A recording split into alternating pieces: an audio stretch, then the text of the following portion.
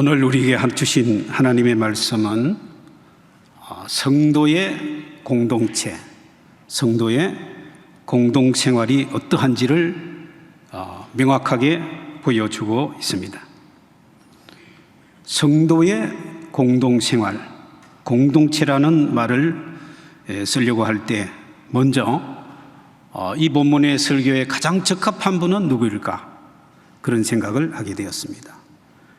아마 우리나라에서는 제가 아는 범위 내에서 이 초대 예루살렘 교회 사도행전적 공동체를 가장 잘 이루고 있는 분은 강동진 목사님이 아닐까, 그렇게 생각을 해보았습니다.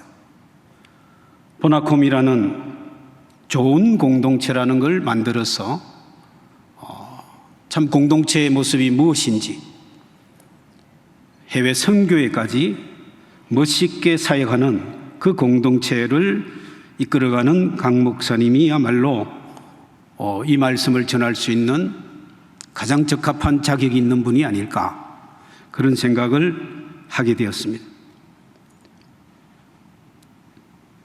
비록 부족하지만 오늘 주신 말씀은 인간의 이상이나 인간의 경험으로 이루어지는 것이 아니고 오직 성령께서 임하시면 가능하다는 그 가능성의 근거에서 오늘 우리도 특별히 우리 장신대가 공동체를 이루는, 오늘 사도행전이 보여주는 친밀하고 풍성하고 기쁨이 넘치는 그런 모습을 우리가 만들어 가야 하겠다는 그런 다짐으로 함께 나누려고 합니다. 헨리 나우에는 두려움을 떠나 사랑의 집으로 오라는 책에서 이렇게 말합니다. 흡사 우리가 2000년 전에 예루살렘 초대 그 교회 성도들이 두려움에 떨다가 성령의 임하심으로 부활하신 예수님을 만남으로 힘을 얻고 용기를 얻고 세상을 향하여 활짝 열린 마음으로 나섰던 것처럼 오늘 코로나19로 두려움과 안전에 대한 위험과 불안과 여러 가지 고통 속에 있는 우리 동포들과 우리 교회가 오늘 이 성령의 인도하심으로 진정한 공동체를 이룬다면 능히 우리는 이 위기를 극복하고 복된 세상의 선교적 아름다운 공동체를 이루리라고 그렇게 확신하면서 오늘 말씀을 보게 되었습니다. 오늘 말씀을 다시 보시면 믿는 사람이 다 함께 있어 함께 있다 하는 것은 인간은 홀로 살 수 없는 존재를 말하는 것이고 인간은 두려움에 떨 수밖에 없는 존재이지만 헨리 나우엔이 말했던 것처럼 그 두려움의 짐에서 사랑의 집으로 옮겨가게 되고, 그렇게 되면은 누구보다도 관계에 있어서 친밀하고 또 재산이나 물질이나 모든 경험에 있어서 풍성하고, 그리고 우리의 삶은 기쁨으로 희열로 넘쳐나게 된다는 것을 오늘 성경은 이야기하고 있습니다. 물건을 서로 통용하고 재산과 소유를 팔아 각 사람의 필요를 따라 나눠주며 날마다 마음을 같이하여 성전에 모이기를 힘쓰고 집에서 떡을 떼며 기쁨과 순전한 마음으로 음식을 먹고 하나님을 찬미했다. 공동체란 말은 라틴어로 보면 소통이란 말하고 같은 어원에서 나왔다고 합니다. 커뮤니케이션이나 커뮤니티, 그리고 우리가 성찬식으로 하는 커뮤니온 역시 동일한 라틴어 어원에서 나왔는데 그 말은 공유한다라는 뜻입니다. 함께 나눈다. 특별히 경험을 함께 나누는, 그럼으로써 진정한 공감이 이루어지는 것이 공동체다. 그렇게 생각할 때 우리가 이 자리에 앉아 있는 이 시간 우리는 어떤 경험을 공유하고 어떤 공감을 형성하며 어떤 나눔을 실천하고 있는가 한번 생각해 보게 되는 것입니다. 성령의 감동으로 이루어지는 이런 관계 속에서 이루어지는 특별히 유기적 공동체로서 예수 그리스도의 살과 피를 먹는 우리 교회 공동체는 친밀하고 풍성하고 기쁨이 넘치며 진정한 공유와 공감이 이루어지는 그런 공동체를 우리는 지금 실현하고 있는가? 그렇게 생각할 때 참 부족함이 많은 한국교회요, 우리 장신대가 아닌가 반성하게 됩니다. 100년 전에 선교 역사 초기에 진주 지방에 있었던 이야기가 전해지고 있습니다.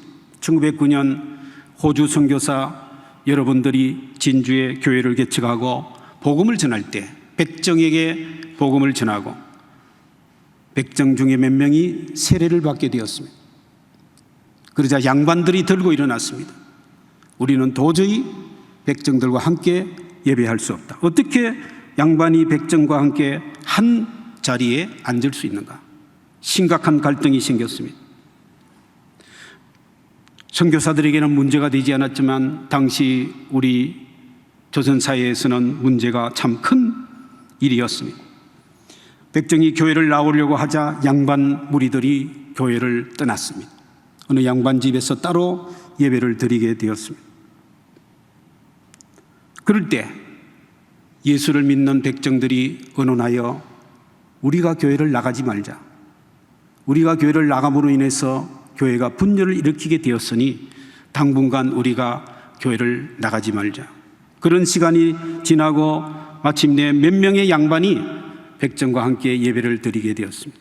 그런데 또 여전히 다수의 양반들이 교회를 나오지 않았습니다. 이미 교회에 들어온 백정들은 또다시 모였습니다.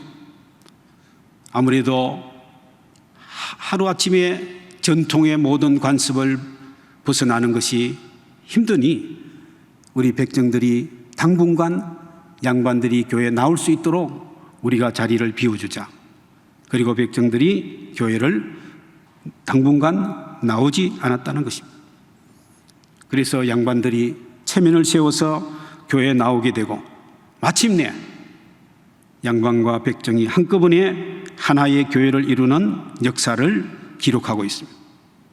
저는 이 짧은 아주 100년도 넘은 과거의 이야기이지만 2000년 전에 초대 예루살렘 교회의 그 공동체성을 우리 대한민국에서 실제로 이룬 역사라고 그렇게 생각하게 되었습니다. 어떤 분들은 이렇게 이야기합니다. 초대교회 여기 모였던 사람은 보잘것없는 무리가 아닌가. 로마 사람들이 볼 때나 그리스 사람이 볼 때 그들은 참으로 어리석은 사람이요, 배운 것도 없고 가진 것도 없고 잘난 것도 없는 보잘것없는 그런 사람들이 아닌가 치부할 수 있습니다. 그렇습니다. 그들은 세상적으로 볼 때 참 내세울 것이 없는 사람이었지만 그러나 인간의 한계를 뛰어넘는 공동체의 모습을 지금 보여주고 있습니다. 물론 사도행전 5장과 6장에 가면 그 초대교회 안에도 아나니아와 삽비라는 참 성령 충만하지 못한 성령을 속이는 부부가 나타나기도 하고 헬라파 유대인과 히브리파 유대인 그 교회 내 분파가 생기기도 하고 문제가 없는 것은 아닙니다.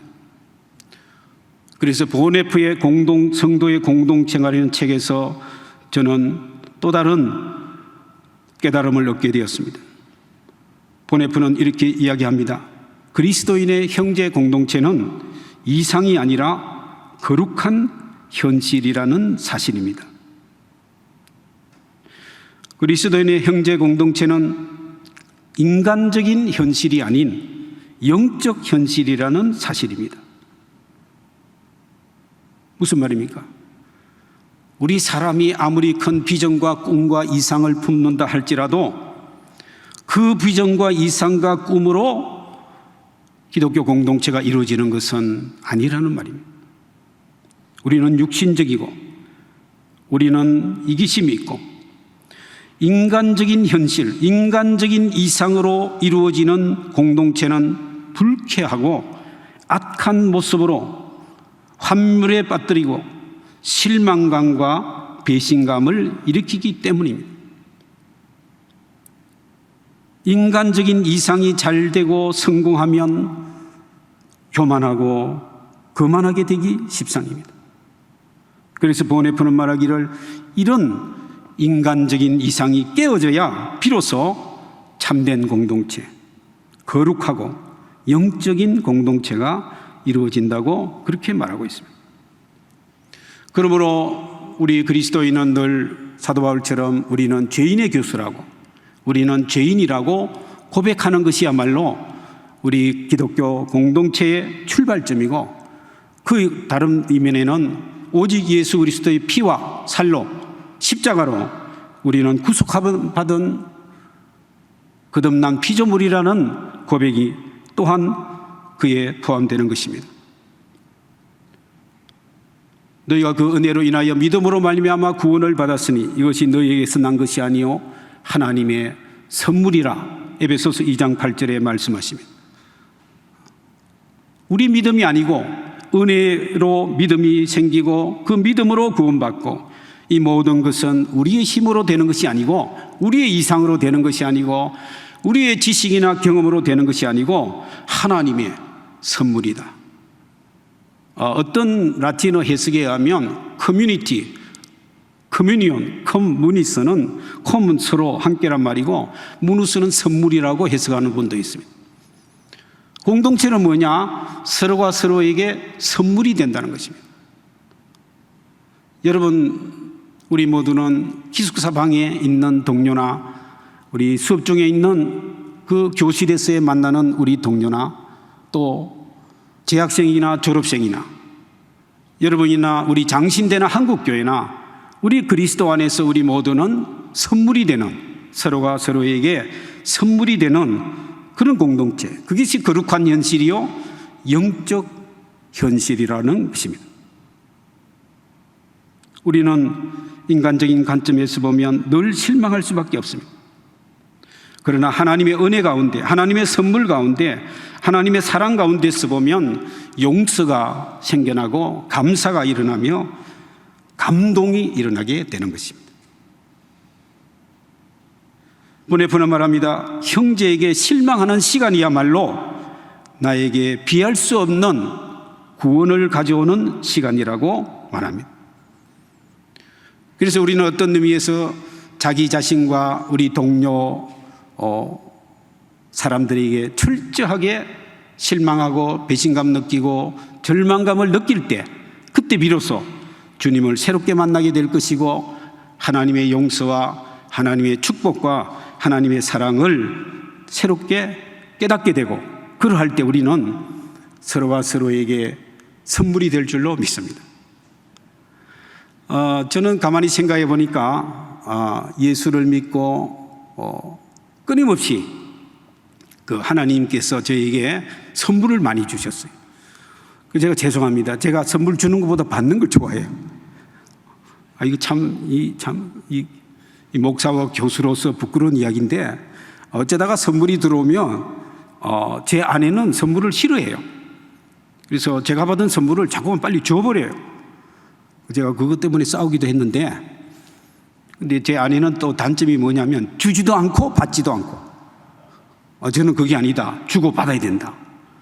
가능하면 많이 받아야 된다. 이렇게 생각했는데 요즘은 이제 조금은 달라졌습니다. 많이 달라졌는데, 어쨌든 중학교 1학년 때 제가 교회에서 열심히 신앙생활 할 때 얼마나 철부지였겠어요. 그때 제가 부산에서 살았는데 부산 장신 대학부 1학년 다니던 신학생이 저희 교회 전도사님, 교육전도사님으로 오셨어요. 근데 저는 그분이 뭐 부산 장신 다니는지 뭐 몇 학년인지 정확하게 몰랐지만 뒤늦게 알게 됐습니다.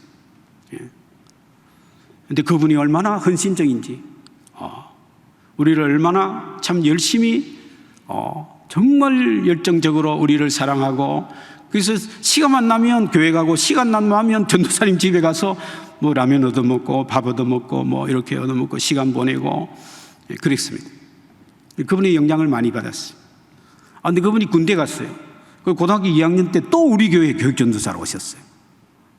그래서 제가 또 지도를 받았어요. 그분이 저에게는 일생 잊을 수 없는 선물입니다. 7년 동안 독일 유학할 때 교회 헌금 11조하고 또 저에게 11조도까지 보내는 그런 분이셨어요. 얼마나 큰 은혜인지 모르죠. 이렇게 이야기하려고 하면 이루 말할 수 없습니다. 가만히 보면 우리가 구원받은 게 하나님의 선물이지만 우리 부모님도 선물이고, 부모님이 재산이 있든 없든 잘났든 못났든 또는 일찍 돌아가셨든 아니든 우리의 존재의 근거인 하나님이 주신 우리 부모님이 우리의 얼마나 귀중한 선물인가. 우리의 형제들, 우리의 교회, 우리의 장신대에 우리 교수님, 직원, 학생 모든 분들이, 그리고 졸업한 동문 모든 분들이 우리에게는 얼마나 소중하고 얼마나 큰 선물인가. 그것을 새삼스럽게 느끼게 되는 것입니다. 우리 장신 공동체가 나아가야 할 것은 날마다 순간마다 우리는 연약하고 부족하고 죄인이지만 예수 그리스도의 은혜로 말미암아 성령의 임재로 말미암아 우리 모든 것이, 모든 경험이, 모든 사람이 우리에게는 하나님의 선물이라는 그런 신앙 고백을 하게 된다면 우리는 감사하게 될 줄로 믿습니다. 교회 공동체는 육신적인 무슨 이상적인 실제가 아니라 영적 실제다.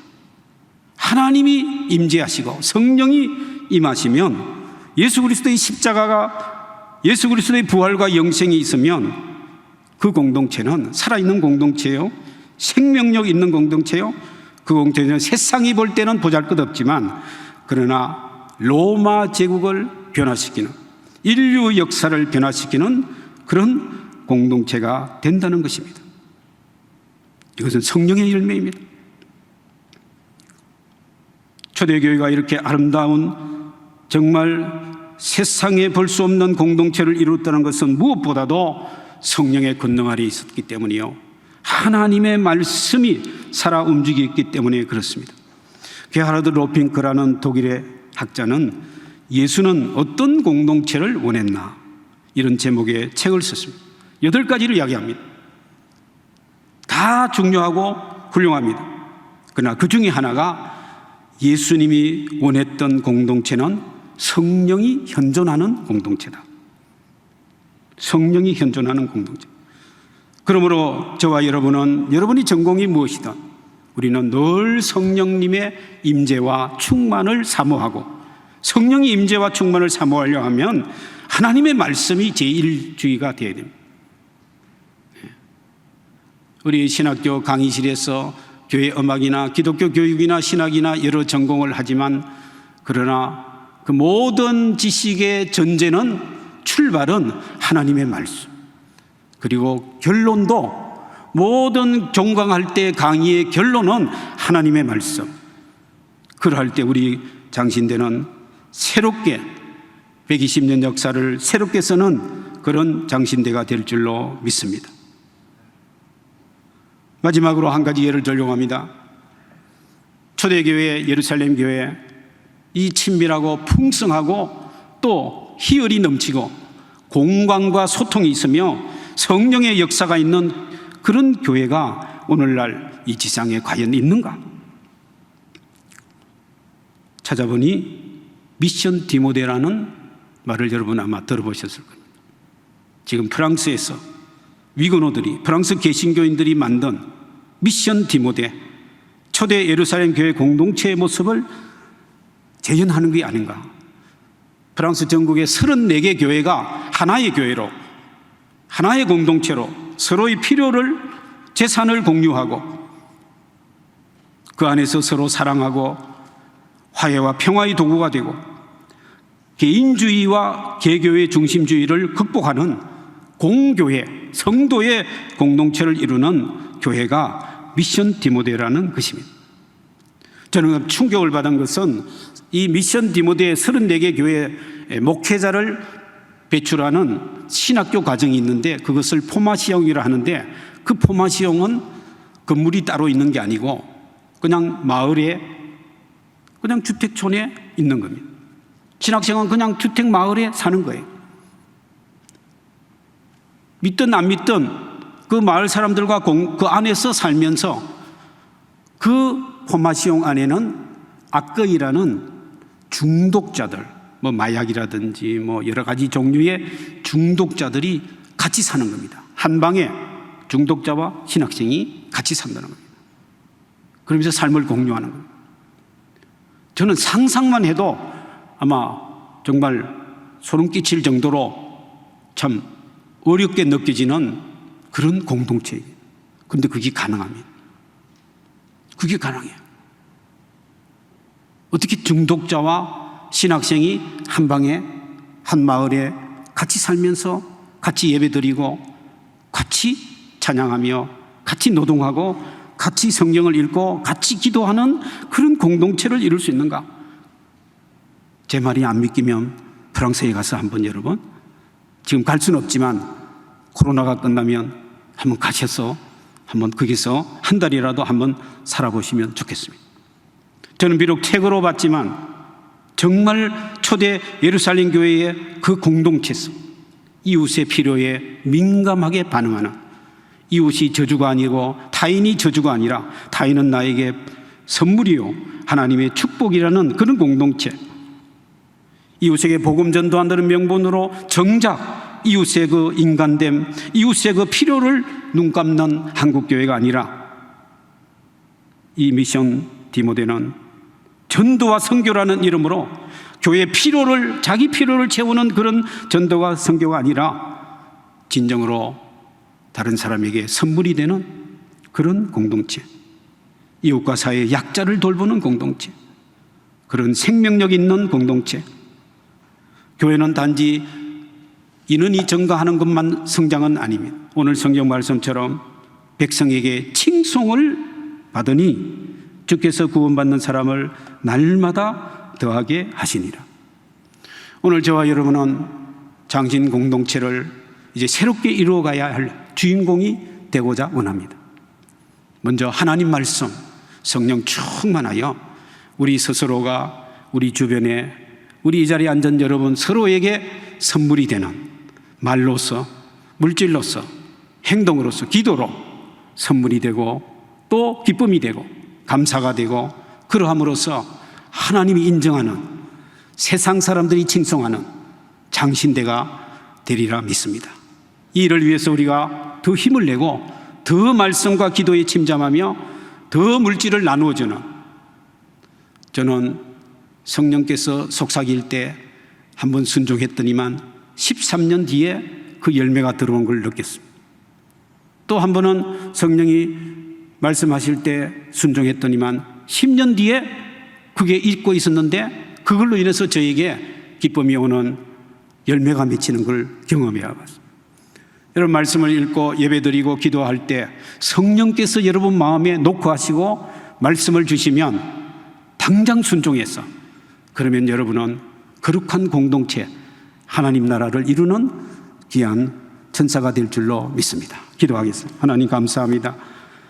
저희들은 비록 연약하고 부족하지만 하나님 손에 붙들리면, 하나님 마음에 심겨지면 저희는 사도 바울같이 정말 예수님의 제자로 능히 아름다운 공동체를 이루며 이 땅에 새하늘과 새 땅을 이루는 주의 일꾼이 될 줄로 믿습니다. 우리를 불쌍히 여겨주시고 장신대를 불쌍히 여겨주시고 함께하여 주시옵소서. 예수님 이름으로 감사하며 기도드리옵나이다. 아멘.